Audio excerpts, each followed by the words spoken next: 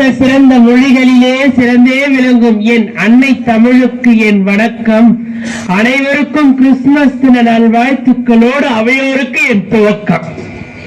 நான் எடுத்துக்கொண்டுள்ள தலைப்பு ஐடாஸ் கடர். யார் இந்த ஐடாஸ் கடர்?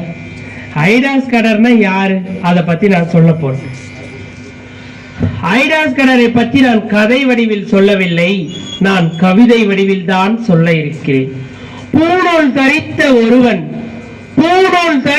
ஒருவன் தன் மகளின் கருவறையில் இருக்கும் ஜீவனை காக்கும்படி வேண்டினான். பூணூல் தரித்த ஒருவன் தன் மகளின் கருவறையில் இருக்கும் ஜீவனை காக்க வேண்டினான். உயிரே ஆனாலும் நான் அவள் மருத்துவம் பார்ப்பவள் அல்ல, நான் இல்லை, என் தந்தைதான் மருத்துவர் என கூறினான்.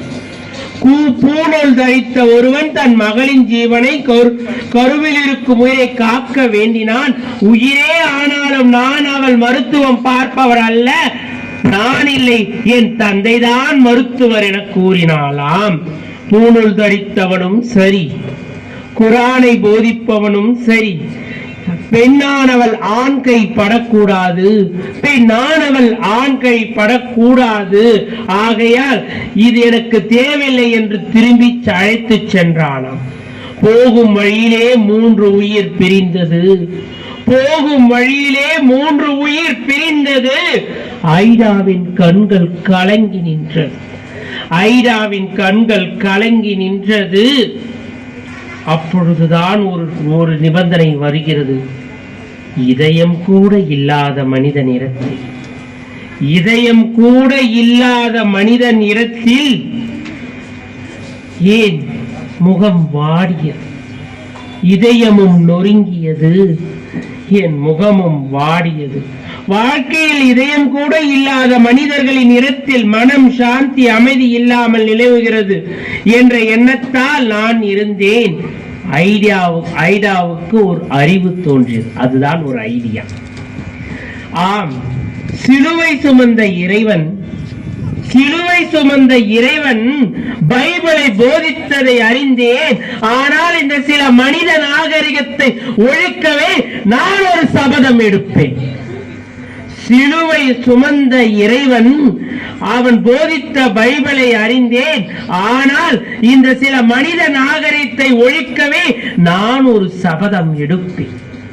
30 வெள்ளிக்காசு கொடுத்ததுதானே இறைவனை சிலுவையில் அறிந்தீர்கள்.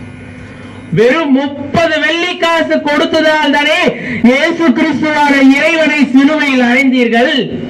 கல்லறை முதல் கருவறை காக்க, பெண்களுக்கு சம உரிமை அளிக்க நான் எடுத்துக்கொண்டு மேற்கொண்ட சபதம் ஊதியம் கொள்ளல்ல, ஊதியம் செய்யவே.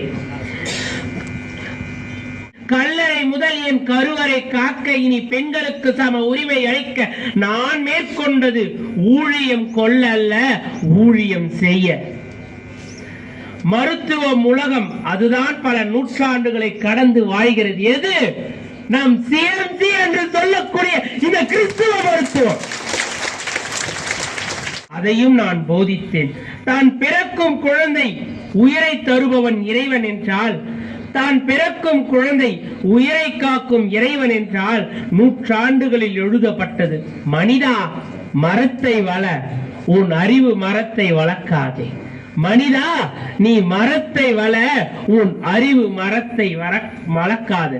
நாண ஒளியாய், அறிவு சுடராய் சொன்ன புனித நூலை கற்று நீ மென்மேலும் மலர என்னை போல் நீயும் ஒரு சபதம் எடு. உனக்கு இறைவன் ஒரு வழியை காட்டுவான். பிறக்கட்டும் புத்தாண்டு, இருக்கட்டும் பொங்கல், உங்கள் கைகளோ கொட்டட்டும் எனக்கு. இத்துடன் என் வாழ்ப்புக்கு நிறைவு செய்து விடைபெறுகிறேன். உங்கள் அன்பு சொந்தங்களான குமரன். நன்றி, வணக்கம்.